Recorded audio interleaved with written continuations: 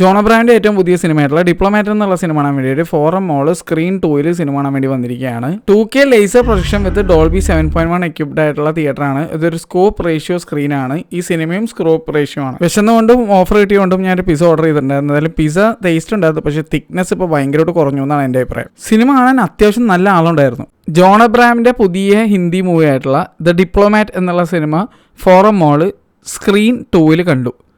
ആദ്യം തന്നെ screen 2 scope ratio സ്ക്രീനിൽ കറക്റ്റായി ഇട്ടതിന് ഒരുപാട് നന്ദി. ഒരു സിനിമ കൂടെ കാണാണ്ടായിരുന്നു, പക്ഷേ അതൊരു സ്കോപ്പ് റേഷ്യോ മൂവിയായിരുന്നു. പക്ഷെ അത് കൊണ്ടുപോയിട്ടത് ഫ്ലാറ്റ് റേഷ്യോയിലാണ്. അതുകൊണ്ട് എനിക്ക് മനസ്സ് കൊടുത്തുകൊണ്ട് ഞാൻ പിന്നെ കാണാതെ പോകുന്നു. അല്ലെങ്കിൽ അതും കൂടി കണ്ടിട്ട് ഞാൻ വരുള്ളായിരുന്നു. ജോൺ അബ്രഹാം ധൂം 1 എന്നുള്ള സിനിമ പണ്ട് തിയേറ്ററിൽ സ്കൂളിൽ പഠിക്കുമ്പോൾ പോയി കണ്ട് ഫാനായതാണ് ഇങ്ങേരുടെ. ഇത് കഴിഞ്ഞ് ജോൺ അബ്രഹാമിൻ്റെ എല്ലാ സിനിമകളും മാക്സിമം തിയേറ്ററിൽ കാണാൻ ശ്രമിച്ചിട്ടുണ്ട്. തിയേറ്ററിൽ വരാത്ത സിനിമകളെല്ലാം നമ്മൾ CD ഇറങ്ങുമ്പോഴേക്കും CD വാങ്ങി കണ്ടിട്ടുണ്ട്. അങ്ങനെ എല്ലാ ഫോർമാറ്റ്സിലും ജോൺ അബ്രഹാമിനെ കണ്ടിട്ടുണ്ട്. ചില സമയങ്ങളിൽ കിടിലൻ സിനിമകളും ചില സമയത്ത് അത്ര സെറ്റല്ലാത്ത സിനിമകളാണ് വരാറുള്ളത്. കുറേ നാളുകൾക്ക് ശേഷം കാബൂൽ എക്സ്പ്രസ്, മദ്രാസ് കഫേ എന്നുള്ള ഒരു സിനിമയുടെ ക്വാളിറ്റി എന്നൊക്കെ പറയാൻ പറ്റുന്ന ആ ലെവലിലുള്ള ഒരു ജോൺ അബ്രഹാം സിനിമ ഞാൻ കുറേ നാളുകൾക്ക് ശേഷം കണ്ടു. അതാണ് ഈ സിനിമ. ഈ സിനിമയുടെ ഡയറക്ടർ എന്ന് പറഞ്ഞാൽ ശിവം നായർ എന്ന് പറഞ്ഞ ഒരു മലയാളി ആയിട്ടുള്ള ഒരാളാണ്. മലയാളിയാണെന്ന് തന്നെയാണ് എനിക്ക് തോന്നുന്നത്. ആളിതിനു മുന്നേ ആഹിസ്ത എന്നുള്ള സോഹാലിഖാനും സിന്ദഗി നാമിലേക്ക് ദുബാരയിലൊക്കെയുള്ള അബേഡിയോള് ദേവടിയൊക്കെ അഭിനയിച്ചിട്ടുള്ള അബേഡിയോളും കൂടി അഭിനയിച്ച ഒരു സിനിമയുണ്ട്. എനിക്ക് ആ സിനിമ ഇഷ്ടമാണ്. ആ സിനിമ ഡയറക്റ്റ് ചെയ്തിട്ടുള്ള ആളാണ്. ഡെബ്യൂ ചെയ്ത സിനിമ അതായിരുന്നു. അതിനുശേഷം നാം ഷബാന എന്നുള്ള സിനിമ ഡയറക്റ്റ് ചെയ്തിട്ടുണ്ട്. അക്ഷയ് കുമാറിൻ്റെ ബേബി എന്നുള്ള ഒരു നീരജ് പാണ്ഡെ സംവിധാനം ചെയ്തുള്ള ഒരു കിടിലും പടം ഉണ്ടായിരുന്നു. അതിൻ്റെ ഒരു സ്പിൻ ഓഫ് മൂവിയാണ് നാം ഷബാന. ബേബി എന്നുള്ള സിനിമയിലുള്ള തപസി പന്നു ചെയ്ത ക്യാരക്ടറാണ് ഷബാന. ആ നാം ഷബാന എന്ന് പറഞ്ഞുകൊണ്ട് ഒരു അടിപൊളി ഒരു ജെയിംസ് ബോണ്ട് ടൈപ്പ് അല്ലെങ്കിൽ ആ രീതിയിലുള്ള ഒരു ടൈപ്പ് ഒരു സ്പൈ ലെവൽ ഒരു കിടിലൻ ത്രില്ലർ പടമായിരുന്നു നാം ഷബാന. നമ്മുടെ സ്വന്തം പൃഥ്വിരാജ് ആ പടത്തിൽ അഭിനയിച്ചിട്ടുണ്ട്. അപ്പോൾ ആ സിനിമയൊക്കെ ഡയറക്റ്റ് ചെയ്തിട്ടുള്ള ആളാണ് ഈ ശിവൻ നായർ. ആൾ നല്ല ക്വാളിറ്റി ഫിലിം മേക്കിംഗ് ആയിട്ടാണ് എനിക്ക് ഫീൽ ചെയ്തത്. കാബൂൽ എക്സ്പ്രസിൻ്റെ ഒരു ലെവലിൽ നിന്നല്ല ഞാൻ പറയാൻ ഉദ്ദേശിച്ചത്. കാബൂൽ എക്സ്പ്രസ് പോലെയുള്ള ഒരു സിനിമ എന്നൊക്കെയാണ്. കാബൂൽ എക്സ്പ്രസ് എനിക്ക് ഭയങ്കര ഇഷ്ടപ്പെട്ടുള്ള പടമാണ്. മദ്രാസ് കഫേയും കിട്ടില്ല പടമായിട്ട് എനിക്ക് ഫീൽ ചെയ്ത ഒരു സിനിമയാണ്. ഷൂജിത് സർക്കാരാണെന്നുണ്ട് അതിൻ്റെ ഡയറക്ടർ. എന്തായാലും വേറെ ലെവലായിരുന്നു മദ്രാസ് കഫേ. അപ്പോൾ ആ ഒരു സിനിമകളുടെയൊക്കെ അല്ലെങ്കിൽ അതിനടുത്ത് വരുന്ന രീതിയിൽ നല്ലൊരു ക്വാളിറ്റി സിനിമയായിട്ടാണ് എനിക്ക് ഫീൽ ആയത്. പിന്നെ ഇതിനകത്ത് ജോൺ അബ്രഹാം മാത്രമല്ല, രേവതി ചെറിയൊരു റോൾ ചെയ്തിട്ടുണ്ട്. ആ ചെറിയ റോൾ ചെയ്തിരിക്കുന്നത് സൂപ്പറായിട്ട് തന്നെ ചെയ്തിട്ടുണ്ട്. സാദിയ ഖത്തീബ് എന്നുള്ള നടിയാണ് ഈ സിനിമയിൽ മറ്റൊരു ഇമ്പോർട്ടൻറ്റ് വേർഷൻ ചെയ്തിരിക്കുന്നത്. ഉസ്മ എന്ന് പറഞ്ഞ ഒരു ക്യാരക്ടറാണ്. ബേസ്ഡ് ഓൺ ട്രൂ സ്റ്റോറിയാണ് ഈ മൂവി. അതും റിയൽ ലൈഫിൽ നടന്ന ഒരു കാര്യത്തെ ആധാരമാക്കി ചെയ്തിട്ടുള്ള ഒരു പടം. ആ രീതിയിലാണ് ചെയ്തിരിക്കുന്നത്. അവർ തന്നെ തുടക്കം തന്നെ എഴുതി കാണിക്കുന്നുണ്ട് കുറച്ച് കാര്യങ്ങൾ. ഇതാണ് എഴുതി കാണിച്ചത്. അപ്പോൾ അവർ തന്നെ പറയുന്നത് പൂർണ്ണമായിട്ടും എല്ലാം പക്ക ആ രീതിയിലല്ല, അത് നല്ല രീതിയിൽ തന്നെയാണ്. എന്നാലും ഈ സിനിമ കാണുമ്പോൾ നമുക്ക് എവിടെയെങ്കിലും കൊണ്ടുപോയിട്ട് ഭയങ്കരമായിട്ട് ഓവറായിട്ട് ആരെയും വൈറ്റ് വാഷ് ചെയ്തതായിട്ടോ അല്ലെങ്കിൽ ഓവറായിട്ട് ആരെങ്കിലും ഡീഗ്രേഡ് ചെയ്തതായിട്ടോ അങ്ങനെയൊന്നും ഫീൽ ആവില്ല. വളരെ നീറ്റ് ആൻഡ് ക്ലീൻ ആയിട്ടുള്ള എടുത്ത ഒരു സിനിമയായിട്ടാണ് എനിക്ക് ഫീൽ ആയത്. എന്നെ സംബന്ധിച്ചൊരു അടിപൊളി വാച്ച് തന്നെയായിരുന്നു. അത് ഈ പെൺകുട്ടിയുടെ അഭിനയം സൂപ്പറായിട്ട്. ഈ പെൺകുട്ടി ഇതിന് മുന്നേ 2 സിനിമകളാണ് അഭിനയിച്ചിട്ടുള്ളത്. പക്ഷേ അൺഫോർച്ചുനേറ്റ്ലി ഈ പെൺകുട്ടി അഭിനയിച്ചിട്ടുള്ള ഇതിന് മുന്നേയുള്ള 2 പടങ്ങളും ഞാൻ കണ്ടിട്ടില്ല. അതുകൊണ്ട് എനിക്കൊരു പിടുത്തവും ഇല്ല ആളുടെ കാലിബറിനെ പറ്റി. പക്ഷേ ഈ സിനിമ വെച്ചാണ് ഈ കുട്ടിയുടെ കാലിബറിനെ നമ്മൾ ജഡ്ജ് ചെയ്യുന്നുണ്ടെങ്കിൽ, ആക്ടിങ്ങിനെ ജഡ്ജ് ചെയ്യുന്നുണ്ടെങ്കിൽ കിടുവായിട്ട് അഭിനയിച്ചിട്ടുണ്ടെന്ന് പറയേണ്ടി വരും. പിന്നെ ഒരു കാര്യം പറയാൻ വിട്ടുപോയത് കാസ്റ്റിങ്ങിനെ കുറിച്ചിട്ടാണ്. കാസ്റ്റിംഗ് ഡയറക്ടറിന് വലിയൊരു കൈഡി. കാരണം എന്ന് വെച്ച് കഴിഞ്ഞാൽ ഇതിനകത്ത് പാകിസ്ഥാനികളായിട്ട് കാണിച്ചതിൽ നല്ല കുറച്ച് പാകിസ്ഥാനികളായിട്ടുള്ള ആൾക്കാരെ കാണിച്ചു.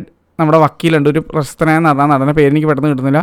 പക്ഷേ അടിപൊളിയായിട്ടാണ് ആ ക്യാരക്ടർ എഴുതിയിരിക്കുന്നത്. അത് കുറച്ച് നേരത്തേക്ക് ഫുൾ സിനിമയിലുള്ളൂ, പക്ഷേ പുള്ളിനെ അടിപൊളിയായിട്ട് കാണിച്ച് മനുഷ്യത്വമുള്ള ഒരു പാകിസ്ഥാനിയായിട്ടുള്ള ഒരു വ്യക്തിയായിട്ട് നല്ല അടിപൊളിയായിട്ട് ആ ക്യാരക്ടർ വെൽ റിട്ടേൺ ആയിട്ട് എനിക്ക് ഫീൽ ചെയ്തോ കാണിച്ചു.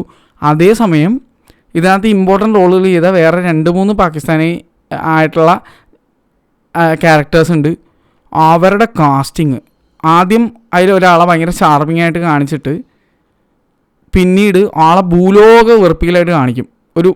ഒരു മാനുഷിക പരിഗണനയും തരാത്ത ഒരു പരനാറിയായിട്ട് കാണിക്കുന്ന ലെവലിലാണ് ആ മച്ചാൻ അത് അഭിനയിച്ച് വെച്ചിരിക്കുന്നത്.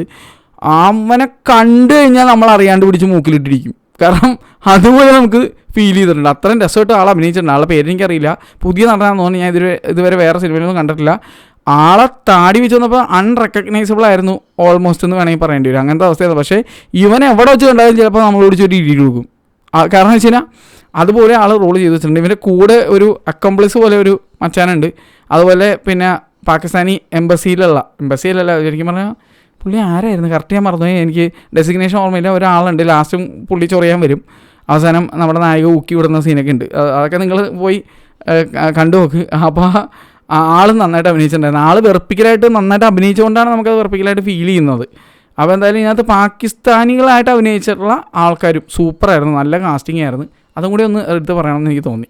സിനിമ നടക്കുന്നത് മോസ്റ്റ്ലി പാകിസ്ഥാനിലാണ്. ഇന്ത്യ അവസാനം മാത്രമാണ് കാണിക്കുന്നത്. ഫുൾ സിനിമ നടക്കുന്നത് പാകിസ്ഥാനിലാണ്. ഞാൻ കഥയിലേക്കൊന്നും പോകുന്നില്ല, നിങ്ങൾ തിയേറ്ററിൽ പോയി സിനിമ കണ്ടുവച്ചാൽ മതി, എന്നിട്ട് കഥ അറിഞ്ഞാൽ മതി. കഥ എക്സ്പ്ലെയിൻ ചെയ്യുന്ന പരിപാടി ഞാൻ ഈ ചാനലിൽ ചെയ്യാറേ ഇല്ല, unless and until it is A discussion video. അതും ഞാൻ മാക്സിമം കഥ പറയുകൾ ഒഴിവാക്കാറുണ്ട്, മറ്റുള്ള കാര്യങ്ങളെ ഞാൻ ഇവിടെ പറയാറുള്ളൂ. സാധാരണ ഒരാൾ റിവ്യൂ ചെയ്യുന്ന പോലെ അല്ല ഞാൻ വീഡിയോസ് ചെയ്യാറുള്ളത്. പിന്നെ എൻ്റെ പ്രൊഫഷണൽ റിവ്യൂ പരിപാടിയൊന്നുമല്ല, ഞാൻ എൻ്റെ ഒപ്പീനിയൻ മാത്രം പറയണം. ഞാൻ എൻ്റെ ഒപ്പീനിയൻ വീഡിയോസ് ഇടുമ്പോൾ കഥ പറയാൻ ആഗ്രഹിക്കാറില്ല, അതുകൊണ്ട് തന്നെ കഥ ഞാൻ പറയുന്നില്ല. പക്ഷേ പാകിസ്ഥാനിൽ വെച്ച് നടക്കുന്ന കുറേ കാര്യങ്ങളുണ്ട്. അതിനകത്ത് ഓണബ്രാമും ഈ കുട്ടി എല്ലാവരും ചേർന്നിട്ട് ഒരു കാറിൽ ഒരു സ്ഥലത്ത് കുറേ പേരാൽ ചുറ്റപ്പെട്ട് ബ്ലോക്കായി കിടക്കുന്ന ഒരു സീനുണ്ട്. എൻ്റെ പൊന്നെ അത് എടുത്തേക്കണതാണ് അടിപൊളി. എനിക്കത് കണ്ടപ്പോൾ ചിൽഡ്രൻ ഓഫ് മെൻ എന്ന് പറഞ്ഞൊരു പടമുണ്ട്. ആ പടത്തിൻ്റെ ആ ലെവലിൽ നിന്നല്ല, അതാണ് എനിക്ക് ഓർമ്മ വന്നത് പെട്ടെന്ന് അത് കണ്ടപ്പോൾ. അത്ര രസമായിട്ട് ആ ഷോട്ട് എടുത്തു വെച്ചിട്ടുണ്ട്, നല്ല ഭംഗിയായിരുന്നു. അത് അടിപൊളിയായിട്ട് ചെയ്തിട്ടുണ്ടായിട്ട് എനിക്ക് ഫീൽ ചെയ്തത്. ഒരു കിടിലൻ സീൻ കൂടെ ആയിരുന്നു അത് ഫുള്ള് സിനിമയിൽ. അതുപോലെ തന്നെ രേവതിയുടെ ഒരു സ്പീച്ച് ഉണ്ട്, ഈ കുട്ടിയുടെ സംസാരിക്കണം എന്ന് പറഞ്ഞിട്ട് ഒരു ചെറിയ സ്പീച്ച് എന്ന് പറഞ്ഞാൽ അങ്ങനെ വെറുപ്പിക്കുന്ന സ്പീച്ചൊന്നുമില്ല, വളരെ ചെറിയൊരു സാധനം. അത് കിടുവായിരുന്നു, അത് നമ്മൾ ടച്ച് ചെയ്യും, എന്നെ ടച്ച് ചെയ്തു. പിന്നെ ഈ സിനിമയുടെ ബെസ്റ്റ് സീൻ എന്ന് പറഞ്ഞാൽ ലാസ്റ്റ് ഇന്ത്യൻ ഫ്ലാഗ് കാണിച്ചിട്ട് ഹരിഹരൻ്റെ വോയിസിൽ ഒരു പാട്ടുണ്ട്. ഇത് പാട്ടാന്ന് പോലും ഞാൻ പറയില്ല, നിങ്ങൾ യൂട്യൂബിൽ ചിലപ്പോൾ പാട്ട് കേട്ടിട്ടുണ്ടാകും. ഞാൻ ഈ സിനിമയുടെ ട്രെയിലർ തിയേറ്ററിൽ വെച്ച് കണ്ടത് മാത്രമേ എനിക്ക് ഓർമ്മയുള്ളൂ. അത് കണ്ട ഒറ്റ കാരണം കൊണ്ട് ഈ സിനിമ ഞാൻ കാണാൻ പോയത്. കാരണം വെച്ചാൽ ആ ട്രെയിലർ എനിക്ക് ഭയങ്കര ഇമ്പ്രസീവായിട്ട് തോന്നിയിരുന്നു. പൊതുവേ ഞാൻ ട്രെയിലർ അങ്ങനെ കാണാത്തതാണ്, പക്ഷേ ഒരു സിനിമ വേറെ സിനിമ കാണാൻ വേണ്ടി പോയപ്പോൾ ഈ സിനിമയുടെ ട്രെയിലറുണ്ട്, കണ്ടപ്പോൾ തന്നെ എനിക്ക് ഭയങ്കര ഇഷ്ടപ്പെട്ടു. അങ്ങനെയാണ് ഞാൻ ഈ സിനിമ ഇറങ്ങി എന്ന് അറിഞ്ഞപ്പോഴേക്കും കാണാൻ പോയത്. എൻ്റെ മോനെ ആ ലാസ്റ്റ് പാട്ട്, അത് തിയേറ്ററിൽ കേട്ട ആ ഒരു പോർഷൻ ഉണ്ടല്ല, അത് തൊട്ട് സിനിമ തീരുന്ന വരെ ഈ പാട്ടുണ്ട്. ഞാൻ ആ ഫുള്ള് എൻ ക്രെഡിറ്റ്സ് റോൾ ചെയ്ത് അവസാനം വരെ എത്തി സ്ക്രീൻ ഓഫാക്കി വരെ ഞാൻ അവിടെ ഇരുന്നു. കാരണം അത്ര ഫീലായിരുന്നു ആ പാട്ടിന്. അതുമാത്രമല്ല ആ പാട്ടിന് മാത്രം എൻ്റെ ടിക്കറ്റിൻ്റെ പൈസ മുതലായി എന്ന് പറഞ്ഞ ഒരു ഫീലാണ് എനിക്ക് കിട്ടിയത്. അമ്മാതിരി കിടിലൻ ഒരു രോമാഞ്ചം എനിക്കുണ്ടായി ആ പാട്ട് ഹരിഹരൻ്റെ വോയിസ് കേട്ടിട്ട്. അതും തിയേറ്ററിൽ എന്ത് രസമെന്ന് പറയാമോ. ഇങ്ങനെയുള്ള സിറ്റുവേഷൻസിലാണ് നമ്മൾ വീട്ടിലൊന്നും ഇരുന്ന ആ എഫക്റ്റ് നമുക്ക് കിട്ടില്ല. തിയേറ്ററിൽ ചെന്ന് ഇതുപോലെ ഒരു രോമാഞ്ചം അടിപ്പിക്കുന്ന രീതിയിലുള്ള ചില സീനും ചില പാട്ടും കേട്ട് കഴിയുമ്പോണ്ടല്ലോ, അത് മാത്രം മതിയല്ലേ നമ്മുടെ ടിക്കറ്റ് പൈസ മുതലായി നമുക്ക് ഫീൽ ചെയ്യാൻ. എനിക്കങ്ങനെ ഒരു ഫീലിംഗ് ഉണ്ടായി ഈ സിനിമ കണ്ടപ്പോഴേക്കും. ആ ഒരു പർട്ടിക്കുലർ സാധനം അതൊരു ഒന്നൊന്നര രീതിയിൽ ഡയറക്ടർ ബ്രില്യൻ്റായിട്ട് ക്രാഫ്റ്റ് ചെയ്ത് വെച്ചിട്ടുണ്ട്. ഡയറക്ടറിന് പണി അറിയാവുന്ന ഡയറക്ടറാണ്. അതുകൊണ്ട് തന്നെ പുള്ളി നൈസായിട്ട് അത് ചെയ്ത് വെച്ചിട്ടുണ്ട്. ബാഗ് ജോണി എന്നുള്ള സിനിമയും കൂടെ ഡയറക്റ്റ് ചെയ്തിട്ടുണ്ട്, അത് ഞാൻ പറയാൻ വിട്ടുപോയി. എൻ്റെ പൊന്നെ എനിക്ക് ഭയങ്കര ഇഷ്ടപ്പെട്ടു ഈ സിനിമ. വേറെ ലെവൽ പടം എന്ന് ഞാൻ പറയുന്നില്ല, എന്നിരുന്നാലും വളരെ നീറ്റ് ആൻഡ് ക്ലീൻ ആയിട്ടുള്ള, ബോളിവുഡിൽ നിന്നും ഈ കൊല്ലം ഇറങ്ങിയതിൽ വെച്ച് സൂപ്പർ ബോയ്സ് ഓഫ് മാലേഗാവനും ഈ സിനിമയാണ് എനിക്കിപ്പോൾ ഏറ്റവും ഇഷ്ടപ്പെട്ടിരിക്കുന്നത്. എന്നാൽ ഐ ലവ് ദിസ് മൂവി. എൻ്റെ അഭിപ്രായം ഇതാണ്. നിങ്ങൾ സിനിമ കണ്ടവരാണെങ്കിൽ അഭിപ്രായം എന്താണെന്നുള്ളത് കമൻറ്റ് ചെയ്യുക. എനിക്ക് പടം ഇഷ്ടപ്പെട്ടു. പിന്നെ അതുപോലെ ഇഷ്ടപ്പെടാഞ്ഞ ഒരു കാര്യം എന്തെങ്കിലും ഉണ്ടെന്നുണ്ടെങ്കിൽ ഞാനിവിടെ നോട്ട് ചെയ്ത് വെച്ചിട്ടുണ്ടായിരുന്നു. വേറെ ഒന്നുമല്ല, ഒരു ചേസ് സീക്വൻസ് ഉണ്ട് കാറിൻ്റെ.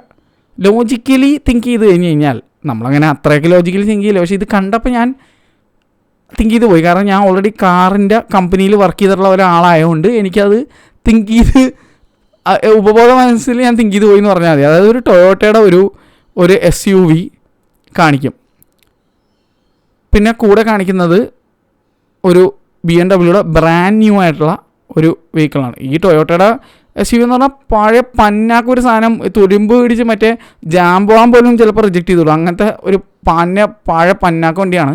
എൻജിൻ ചിലപ്പോൾ ടോപ്പ് ആയിക്കും ടൊയോട്ടയുണ്ട്. പക്ഷേ ഈ BMW ബ്രാൻഡ് ന്യൂ ആയിട്ടുള്ള വേറെ ലെവൽ BMW പുറകെ ഇത് ചേസ് ചെയ്യണത്, അതുകൊണ്ട് അതിൻ്റെ ഒപ്പം പിടിക്കുന്നത്, അത് എനിക്കങ്ങോട്ട് ലോജിക്കലി എത്ര കറക്റ്റായിട്ട് അങ്ങോട്ട് ഫീൽ ആയില്ല. കാരണം ആ വണ്ടിയുടെ ടൊയോട്ട BMW കൂടെ പിടിച്ച് നിൽക്കില്ല എന്നുള്ളതല്ല ഞാൻ ഉദ്ദേശിച്ചത്. അത്രയും പഴയ പന്നാക്ക്. എനിക്ക് തോന്നണം ആ സ്പീഡിൽ വന്ന് ആ വണ്ടി പൊളിഞ്ഞിട്ട് മറ്റേ വേറെ 10 ദശയിൽ മറ്റേ ദിക്കിലേക്ക് പോകുമെന്ന് എനിക്ക് തോന്നി. ആ രീതിയിലുള്ളൊരു പഴയ പന്നാക്ക് വണ്ടി ചേസ് ചെയ്ത് കണ്ടപ്പോഴൊക്കെ എനിക്കൊരു ലോജിക്കൽ ഇല്ലായ്മ പോലെ ഫീൽ ചെയ്തായിരുന്നു. വലിയ കാര്യമൊന്നുമല്ല അത്. ഞാൻ ഈ ഒരു ഫീൽഡിൽ ഉണ്ടായിരുന്നതുകൊണ്ട് പെട്ടെന്ന് എനിക്ക് കണ്ടപ്പോൾ തോന്നിയെന്നുള്ളൂ. പിന്നെ പഠിച്ചത് മെക്കാനിക്കൽ എഞ്ചിനീയറൊക്കെ ആയതുകൊണ്ട് എനിക്ക് അങ്ങനെ തോന്നിപ്പോയി എന്നൊക്കെ ഉള്ളൂ. ചിലപ്പോൾ പുറമേ കാണാൻ എന്താ പറയുക, ഈ ഇരുമ്പും തുരുമ്പൊക്കെ ആയിട്ട് ഒരു ഊള വണ്ടിയാണെങ്കിൽ ചിലപ്പോൾ എഞ്ചിൻ സൂപ്പറായിരിക്കും, അതായിരിക്കാം. പക്ഷേ ടയറൊന്നും കണ്ടിട്ട് അങ്ങോട്ട് എനിക്ക് സെറ്റായിട്ട് തോന്നിയില്ല. എനിവേസ് എന്തായാലും അത് മാത്രം ഒരു ചെറിയൊരു പ്രശ്നമായിട്ട് എനിക്ക് ഫീൽ ചെയ്തത്. ബാക്കി എല്ലാം കൊണ്ടും സിനിമ അടിപൊളിയായിട്ട് ഫീൽ ചെയ്തത്. ഇത് ജസ്റ്റ് നെറ്റ് പിക്കിംഗ് ആണല്ലേ. എന്തായാലും എനിക്ക് സിനിമ ഇഷ്ടപ്പെട്ടു. അപ്പോൾ നിങ്ങൾ പടം കണ്ടിട്ട് പറയാം എങ്ങനെയുണ്ടെന്നുള്ളത്. എൻ്റെ അഭിപ്രായത്തിൽ വളരെ നീറ്റ് ആൻഡ് ക്ലീൻ ആയിട്ടുള്ള ഒരു ബോളിവുഡ് മൂവി. വളരെ റെയറാണ് അത് ദീസ് ഡേയ്സ്. എന്തായാലും ഇക്കൊല്ലം 2 കാണാൻ പറ്റി, അത് ഭയങ്കര സന്തോഷം. വേറെ ഏതെങ്കിലും കണ്ടായിട്ട് എനിക്ക് പെട്ടെന്ന് ഓർമ്മ വരുന്നില്ല. പിന്നെ ഒരു പടം കണ്ടായിരുന്നു, സെക്ടർ എന്താണ്, ഒരു സൈക്കോ പടം, നമ്മുടെ മറ്റേ 12th ഫെയിലൊക്കെ അഭിനയിച്ച മച്ചാൻ്റെ, അത് ഇക്കൊല്ലം ഇറങ്ങിയാണ്. OTT ആയിരുന്നു, അതാണ് എനിക്ക് ഓർമ്മയില്ലാത്തത്. എനിവേസ് എന്തായാലും അതും എനിക്ക് ഇഷ്ടപ്പെട്ടായിരുന്നു. അത് കഴിഞ്ഞ കൊല്ലമാണെന്ന് തോന്നുന്നു. എന്തായാലും ഇത് ഇഷ്ടപ്പെട്ടു. അപ്പോൾ ശരി, നാളെ വേറെ വീഡിയോ കാണുന്നവരെ ബൈ ബൈ.